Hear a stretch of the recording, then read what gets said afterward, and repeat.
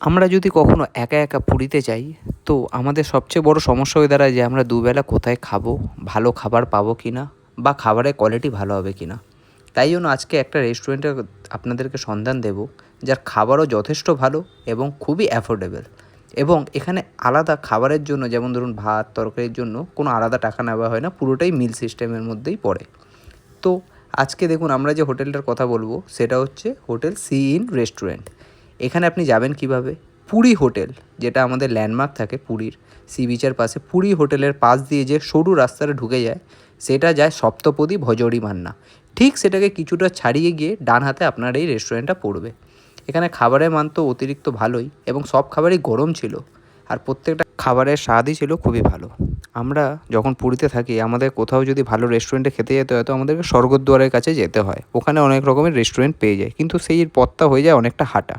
পুরী হোটেলের পাশেই আপনার এই রেস্টুরেন্টটা পেয়ে যাবেন, এবং ডিসক্রিপশানে আমরা এই পুরো এক্স্যাক্ট লোকেশানটা দিয়ে দেবো।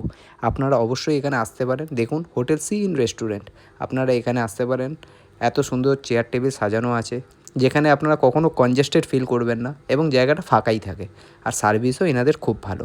আর ওনাদের সাথেও আমি কথা বলেছি, ওনাদের ব্যবহারও ভালো। দেখুন কতগুলো পদ দেওয়া হয়েছে, প্রত্যেকটা পদই কিন্তু আমি আবার বলছি গরম ছিল এবং সুস্বাদু ছিল। ডালটা কিন্তু একদমই পাতলা ছিল না। আমরা নিয়েছিলাম রুই মাছের থালি, যেটার দাম নিয়েছিল 130 টাকা। আর এছাড়াও পেয়ে যাবেন কাতলা মাছের থালি, যেটার দাম নেবে 160 টাকা। এবং ডিম, যদি আপনারা ডিম কারি নিতে চান, সেটার পড়বে 110 টাকা। এইভাবেই দাম কম বেশি করা আছে। আর প্রত্যেকটা খাবারই মিল সিস্টেমে আছে, আপনাকে এক্সট্রা কিছু পে করতে হবে না। রুই মাছের পিসও যথেষ্ট বড় ছিল।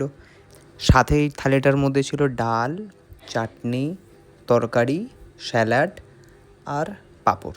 আপনারা যদি ডিম থালি নেন, ওটাতেও সব জিনিস একই থাকবে, শুধু আপনাকে মাছের বদলে ডিমটা দেওয়া হবে। আপনারা যদি কখনো এই জায়গাটা ভিজিট করেন, তো অবশ্যই আমাকে কমেন্টে জানাবেন যে আপনার কেমন লাগলো। এটা আমাদের প্রথম ব্লগ, আমরা এরকমই অনেক জায়গার খোঁজ আপনাদেরকে দিতে থাকবো। এই দেখুন মাছের পিসটা কতটা নরম ছিল, কিন্তু একটু গন্ধ ছিল না, মাছটা ছিল কিন্তু একদমই টাটকা। এই দেখুন আমরা খাচ্ছি, এবং জিনিসটা যথেষ্ট ভালো ছিল, টেস্টি ছিল। আপনারা অবশ্যই আমাদেরকে ফিডব্যাক দেবেন যে আপনার কেমন লাগলো।